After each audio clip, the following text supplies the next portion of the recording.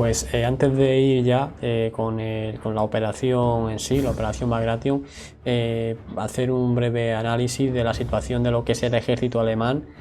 Digamos que bueno, uno de los cambios a lo mejor más notables que ha tenido ha sido la destitución de Manstein, que por así decirlo era el que llevaba el mayor peso, digamos, de las operaciones que se estaban desarrollando en el frente oriental, y ha sido reemplazado por un hombre como es Walter Model, que bueno, pues que sí que cuenta con el total apoyo de Hitler y su total confianza y demás, ¿no? Y no, digamos que no existe esa discusión que sí que existía entre Hitler y Manstein y demás. Entonces va a ser Model el encargado un poco de apuntalar el frente y de hacerse cargo de la situación.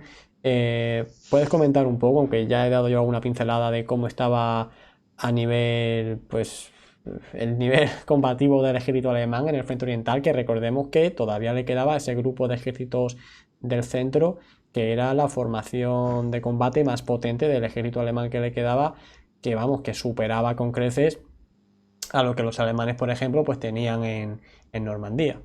Bueno, no solamente era el grupo ejército del centro era muy potente, claro, pero te recuerdo que es que en ese momento en el frente oriental hay cuatro grupos de Claro, ejército, claro. ¿eh? El norte, el centro, Ucrania norte y Ucrania sur. Luego, bueno, había un nivel de fuerzas, ¿no? Y ciertamente el cambio de Manstein por Model es revelador, ¿no? Manstein es un genio de la estrategia y un genio de la ofensiva.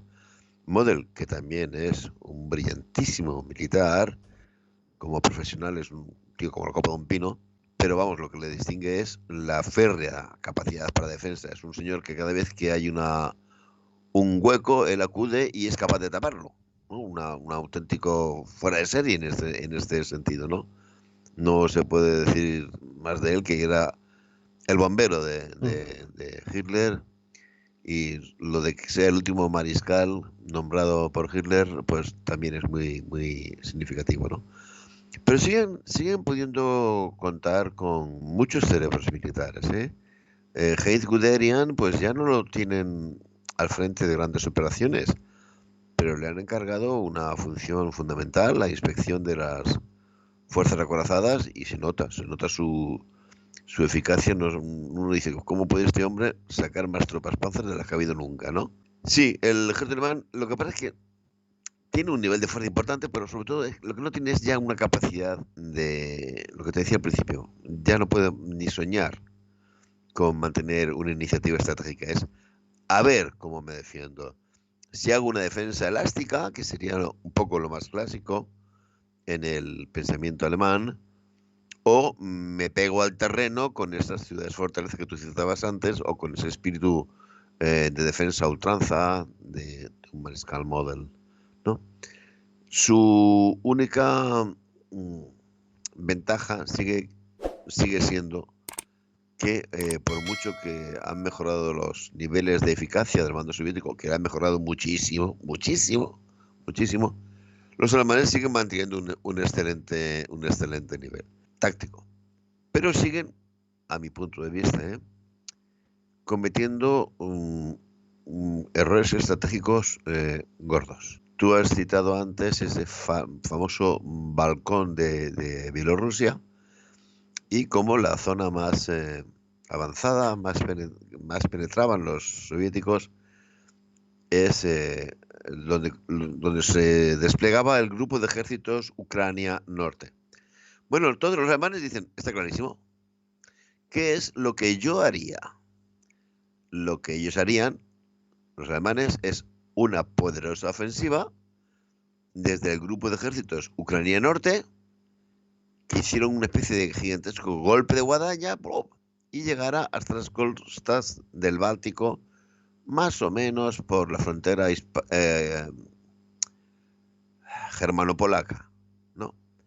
Así, pues, meten, primero destrozan al grupo de ejércitos Ucrania Norte, que te recuerdo que es el que mayor concentración de tropas Panzer tiene en este momento en el frente del este, y cercan a dos grupos de ejército, el norte y el centro. Entonces, los alemanes dicen, esto es lo que yo haría. Entonces, como es lo que ellos harían, están convencidos de que los soviéticos van a hacer y planean en función de esa visión suya de la batalla decisiva, ¿eh? De concentrar todo el poderío en el Sverpung, ¿no? Ujú. No, los soviéticos han dicho, no, por supuesto, como ya sabemos cómo pensáis vosotros, vamos a montar toda una maskirovka increíble para haceros creer de verdad que el golpe fuerte va a ser en el grupo de ejércitos Ucrania Norte. Y no, en vez de eso lo que hacen es, ya lo sabemos, es una especie de táctica del salchichón, mandando un corte, otro corte, otro corte, otro corte, ¿no? Sacan a los finlandeses de la guerra, hacen retroceder al grupo de ejércitos norte desde las fronteras, desde el mismo San Petersburgo, el mismo Leningrado, hasta la frontera de Letonia y después de Letonia y Estonia y después más aún, etcétera, etcétera. Son esas 10 grandes operaciones que hay en el año 44. No están con esa obsesión alemana de la batalla decisiva y el punto de esfuerzo principal, sino que ahora están poniendo en práctica totalmente su teoría del arte operacional. Entonces, las virtudes del ejército alemán siguen siendo las que son y las deficiencias que suelen ser, tal como las veo, son sobre todo a nivel de teoría militar, ¿no? Siguen siendo las que son. ¿Eh? Mm. El nivel de bajas. El nivel de bajas es tremendo, pero atentos, no nos engañemos. Si te pones a buscar los datos, ves que creo que es más de la mitad de las bajas que tiene Alemania en la guerra se producen en los últimos 6 meses de la guerra. El colapso es en los últimos 6 meses, el colapso total. Quiero decirte que hasta el año 44, bueno, ya no pueden ni soñar con tener divisiones completas, ni nada de eso, como tú decías antes. Pero oye, mira, mal que bien, para tener las unidades ahí operativas les está dando, ¿no? El tremendo batacazo de muertos y es a partir del año, en los últimos 6 meses, es cuando se produce una hecatombe increíble, ¿no?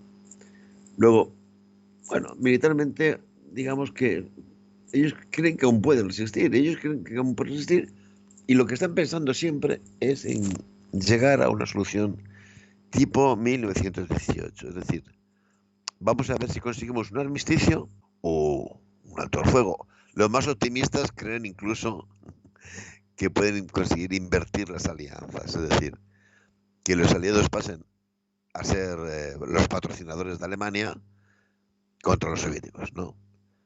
Y vamos a ver si conseguimos esto, antes de que entren en nuestro territorio. Si conseguimos que no entren en nuestro territorio, vamos a lograr una situación, bueno, como la de 1918, que sí, que te ponen en un tratado como el de Versalles, vale, pero tú sigues siendo tu gobierno, y aunque tengas que una parte del territorio, digamos, permitir la ocupación militar, incluso alguna pérdida territorial, como los que tuvieron con los polacos, etcétera, etcétera, básicamente consigues mantener la integridad del Estado alemán. Que esto para los alemanes era pues un bien precioso, y la razón por la cual lo consideran un bien precioso es muy sencilla de entender, es que lo habían logrado en 1870.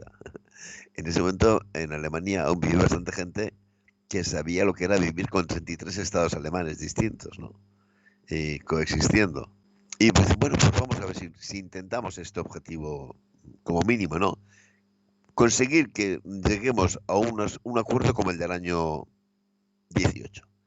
Y si se diera, repito, si se diera, que esto yo no sé cómo hay gente, algunos hay, pero no sé cómo son tan ingenuos, si se diera la posibilidad de invertir las alianzas y ponernos a luchar con los aliados occidentales contra la Unión Soviética, pues es estupendo, ¿no? Vista con nuestro punto de vista actual, te parece una quimera, ¿no? ¿Cómo pueden pensar eso aún en el año 44? Pero cuando ellos son conscientes, por ejemplo, del daño que le han causado a los soviéticos, es decir, saben perfectamente cuántas bajas les han causado. Dicen, es que no pueden tener reservas humanas eternamente. En algún momento esta gente tiene que decir, no puedo más.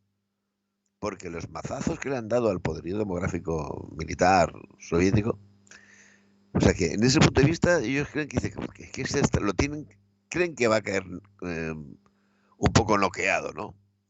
Y después, a los aliados occidentales, y yo creo que con bastante razón, no les tienen un gran temor por sus cualidades militares, ¿no? Sí, están viendo que lo de los bombardeos es una caña, es horrible, pero sus cualidades militares no son para tirar cohetes, ¿eh? El programa anterior, el año 43, el famoso, bueno, tiene un poco que ver con lo que estábamos hablando también antes, del cambio de alianzas.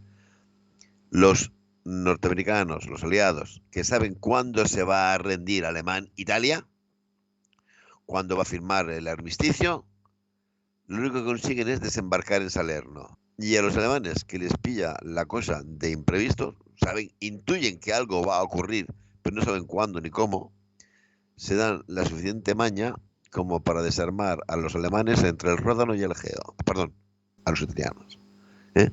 Sin que los ingleses ni norteamericanos sean capaces de hacer nada para ayudarles. Luego, un respeto muy grande a la capacidad militar de ingleses y norteamericanos no tienen. Y la convicción de que el poder soviético en realidad está muy debilitado por las tremendas bajas de estos 3 años de guerra, eso es lo que les da un pábulo, hay un poco de pie para esa especie de mínimo optimismo con el cual algunos trabajan. Sí, sí, totalmente de acuerdo.